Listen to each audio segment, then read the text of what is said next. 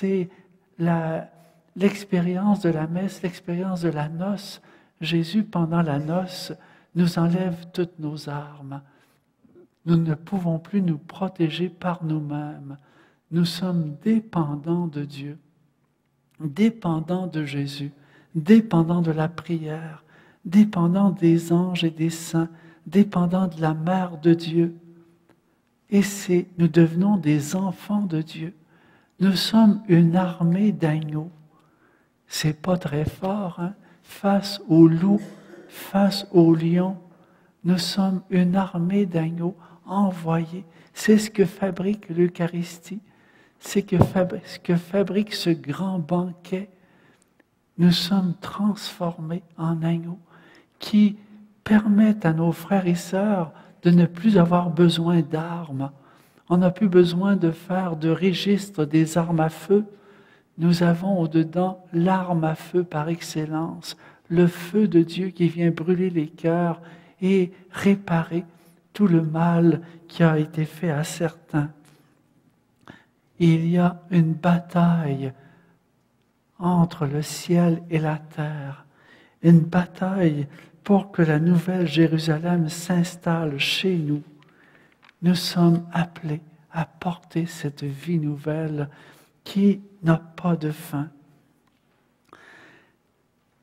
Il y a au-dedans de nous une bataille aussi, parce que la plus grande bataille qui se fait, elle se fait au milieu de cette rencontre entre l'ennemi et nous au-dedans. Au-dedans de nous, j'en ai parlé hier un peu par rapport à tout ce regard que lui vient dans l'imagination. L'ennemi vient dans l'imagination me dire, toi, t'es pas correct avec ça. Et là, il vient faire la culpabilité. Et il vient me ramener des gestes que j'ai faits autrefois.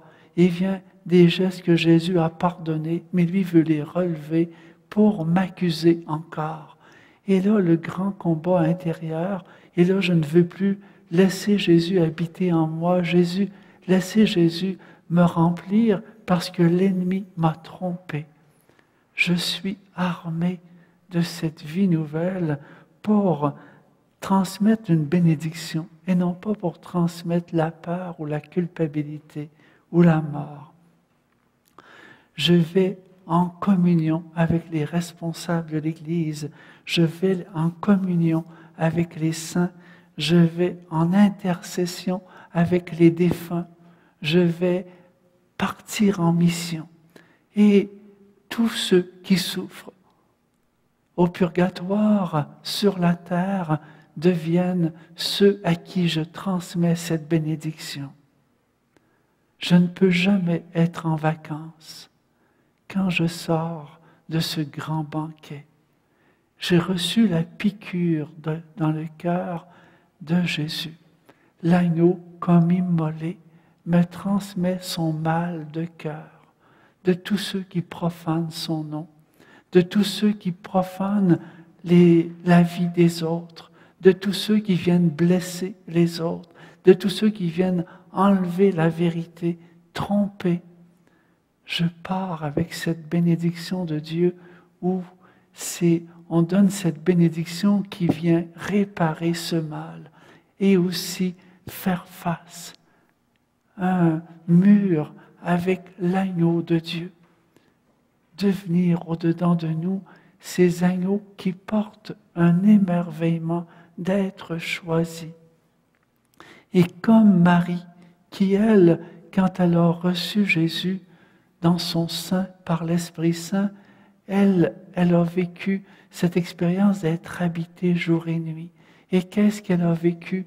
C'est un émerveillement d'être choisi, un émerveillement d'être béni, un émerveillement d'être porteuse de la bénédiction pour les autres, un émerveillement de permettre à Dieu de venir réparer tout le mal que l'ennemi a pu faire sur le monde.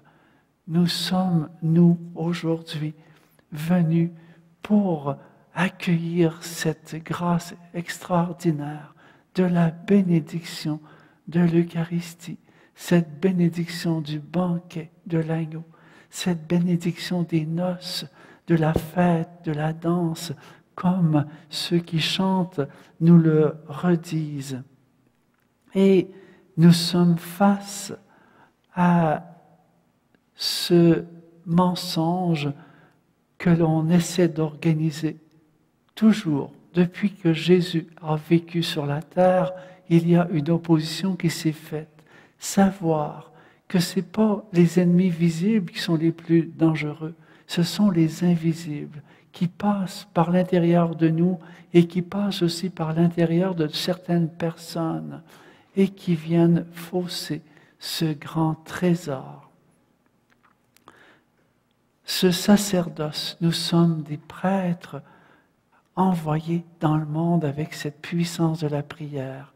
Et nous sommes devant un ennemi qui, lui, veut profaner la prière.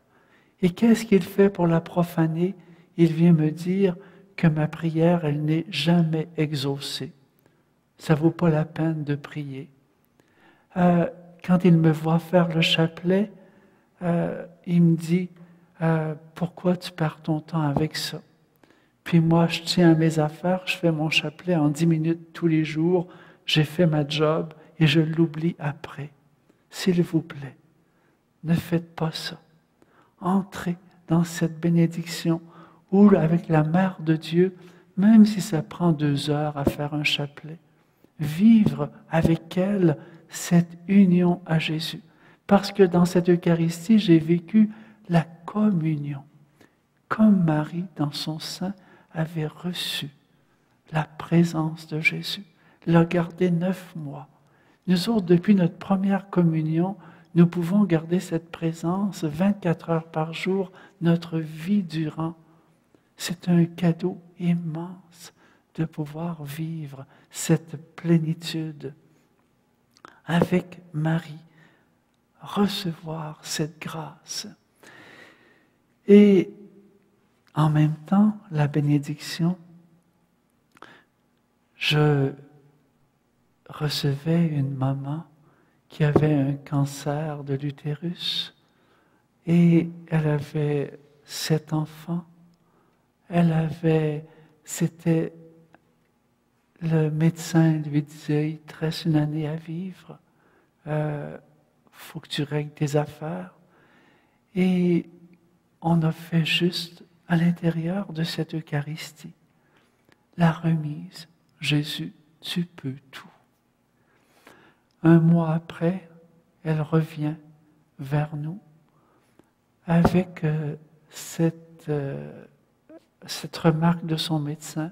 Qu'est-ce que tu as fait? Il ne reste plus aucun signe. Aucun signe.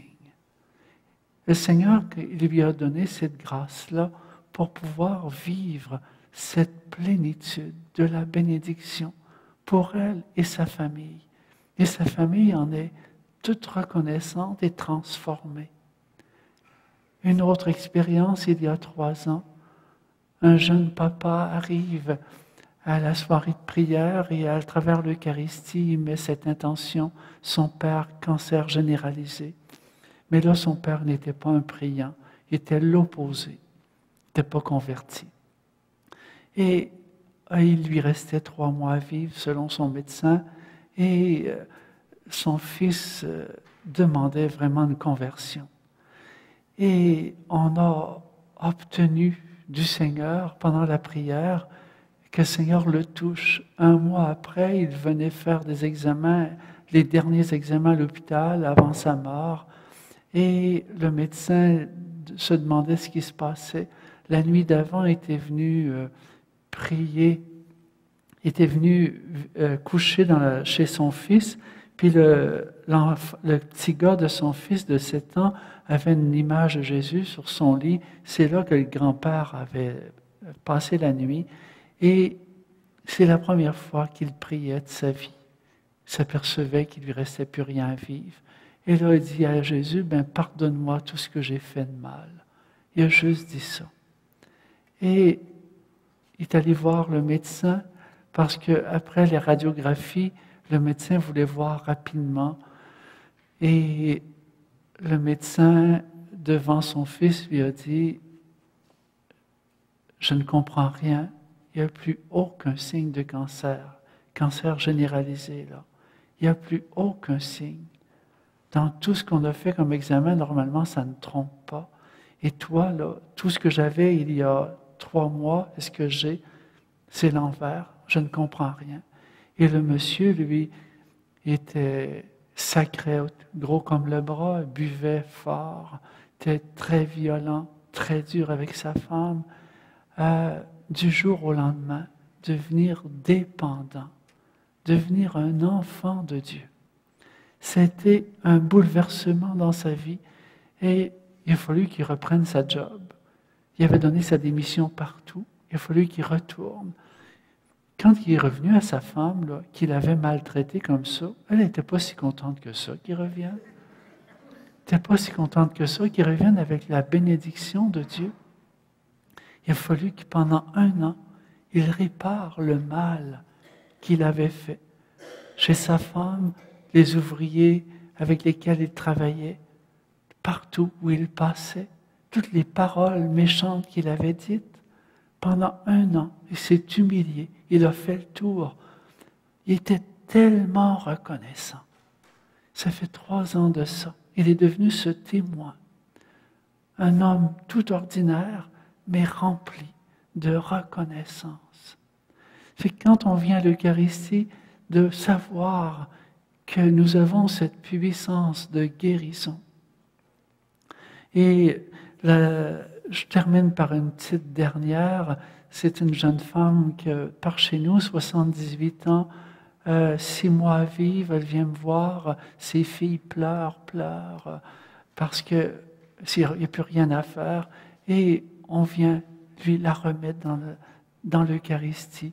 Et en l'espace d'1 mois, le médecin il se demande ce qui se passe. Elle non plus, il ne trouve plus de cancer. Apprendre à faire des gestes de foi parce que nous portons cet habit extraordinaire. Et chacun de nous, nous avons cette autorité sur le mal. Le dragon qui est là essaie de nous dire « ta prière ne vaut rien ». Nous autres, on dit non. On a l'agneau de Dieu qui peut tout faire, tout guérir, tout transformer.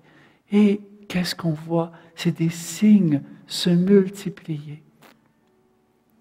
Et Seigneur, je te remercie en terminant pour cette autorité que tu répands, cette autorité de l'agneau, de l'amour que tu répands sur chacun de nous cet après-midi. Amen. De par notre baptême, nous sommes tous appelés à proclamer à temps et à contre-temps que Jésus est Christ et Seigneur. C'est pourquoi Foi et Télévision chrétienne vous invite à faire parvenir votre don à l'adresse indiquée à l'écran. Nous vous remercions de votre grande générosité et de vos prières.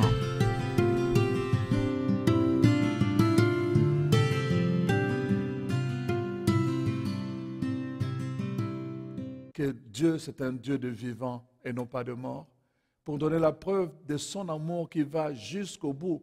C'est la preuve de son amour.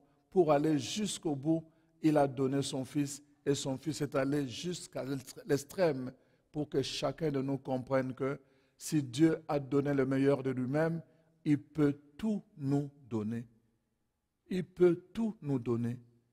Alors, mettons-nous en présence de ce Jésus et prions-le pour que ce soir, il parle à chacune de nous de façon particulière, pour que ce soir, il pose son regard sur nous et que nous puissions expérimenter son amour, pour que ce soir, il nous parle comme avec les disciples de Maïs.